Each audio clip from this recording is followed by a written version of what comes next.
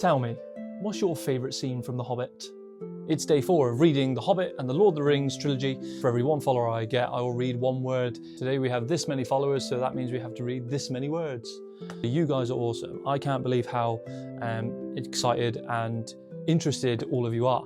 And we'll keep this going until we get to that magical, I think, 577,000. You know, that's when I'll finish the whole thing. Let's get on with this. Not at all, my dear sir. Let me see. I don't think I know your name. Yes, my dear sir, and I do know your name, Mr. Bilbo Baggins. And do you know my name? Though you don't remember that I belong to it, I am Gandalf, and Gandalf means me. To think that I should have lived to be good morning to Belladonna Took's son, as if I was selling but tons at the door? Gandalf, good gracious me, not the wandering wizard that gave old Took a pair of magic diamond studs that fastened themselves and never came undone till ordered? Not the fellow who used to tell such wonderful tales as parties about dragons and goblins and giants and the rescue of princesses and the unexpected luck of widows' sons?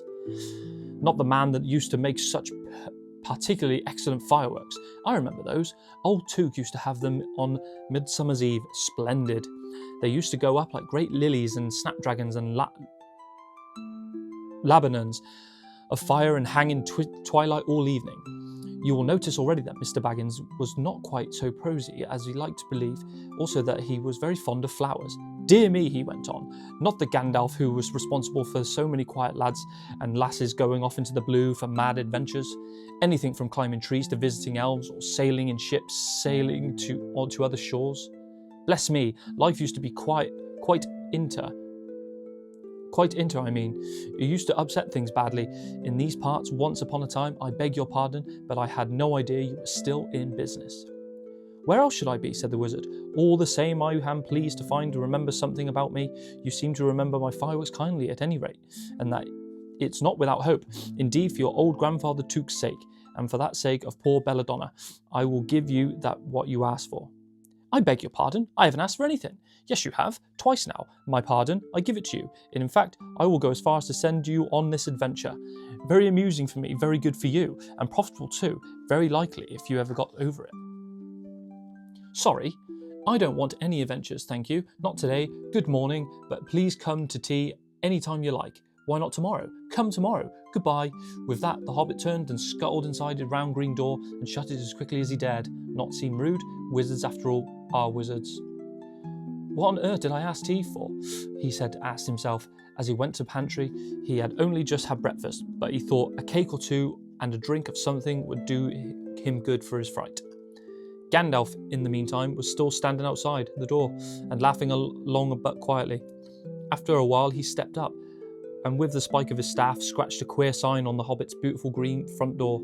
Then he strode away, just about the time when Bilbo was finishing the second cake and beginning to think that he had escaped adventures very well. The next day he had almost forgotten about Gandalf. He did not remember things very well unless he put them down on his engagement table, like this: Gandalf, Tea Wednesday. Yesterday he had been too flustered to do anything of the kind.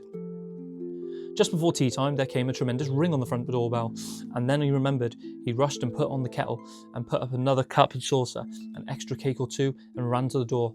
I'm so sorry to keep you waiting, he was going to say, when he saw that it was not Gandalf at all. It was a dwarf with a blue beard tucked into a golden belt and a very bright eyes under this dark green hood.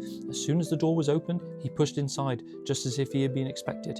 He hung his hooded cloak on the nearest peg, and Dwalin, at your service, he said with his long, low bow. Bilbo Baggins, at yours, said the Hobbit, too surprised to ask any questions for the moment.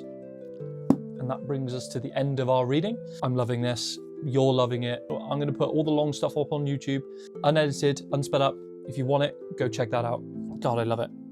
Day 4 complete. Let's see what day 5 brings us. See you later.